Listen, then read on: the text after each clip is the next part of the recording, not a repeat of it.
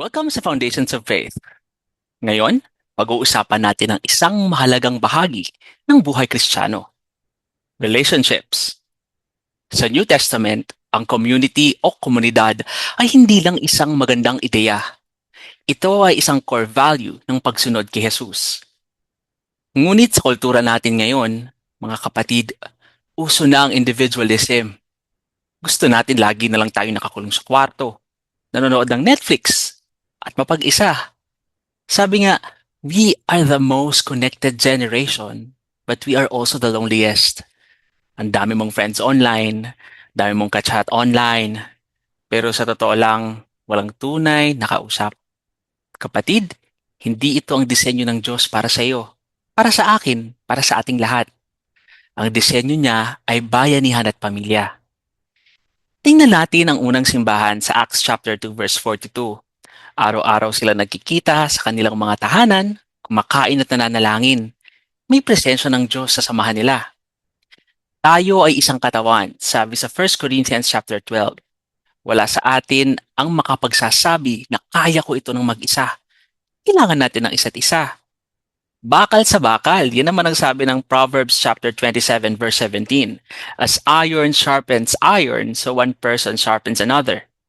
Hindi mo kayang patalasin ang pananampalataya mong mag-isa. Kailangan mo ng matitibay na kaibigan. Kaibigang sumasamba at nagmamahal sa Panginoon. Ngunit may babala si Apostle Paul sa 1 Corinthians chapter 15 verse 33. Bad company corrupts good character. Kung sino ang lagi mong kasama, sila ang huhubog sa buhay mo. Dagdag pa sa Proverbs chapter 18 verse 1. Ang taong nilalayo ang sarili sa iba ay naghahanap lang ng sariling kagustuhan. Kailangan natin ng mga kaibigang mag-aangat sa atin, magtutuwid, at kasama natin sa paglilingkod sa Panginoon.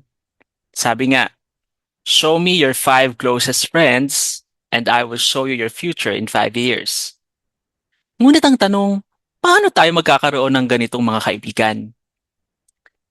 May 3 bahagi tayong maaaring gawin. Una, sumali sa isang small group or D group. Makisalamuha sa mga taong kapareho mo ng pananampalataya. Oo, nakaka-awkward sa simula. Ako na mismo magsasabi, hindi madali. Ngunit kapag naumpisahan na natin ito, dito na mabubuo ang tunay na pamilya. Pangalawa, mag-serve sa inyong local church. Huwag lang puro simba-uwi, brother and sister. Kapag nagsaserve ka na sa ministry, makakahanap ka ng mga taong side-by-side mong maglilingkod sa Diyos. Pangatlo, buksan ang iyong puso. Mag-imbita ng tao sa buhay mo. Dito mo mararanasan ang tinatawag na spiritual drafting. Mas mabilis, mas malakas, at mas malayo ang mararating ninyo sa pananampalataya dahil sama-sama kayo. Kaya kapatid, huwag ka nang mag-isa ha. Gumawa ka ng hakbang ngayon para magkaroon ng godly friends. Pero higit sa lahat, gusto kong ipakilala sa iyo ang pinakadakilang kaibigan na hindi ka kailanman iiwan. Ito ang ating Panginoong Hesus. Bago natin maayos ang relasyon natin sa ibang tao, kailangan muna nating ayusin ang relasyon natin sa Diyos. Siya ang kaibigan na nagbigay ng kanyang buhay sa krus para sa iyo. Kung di mo pa siya nakikilala bilang Panginoon at tagapagligtas mo, ito na ang oras.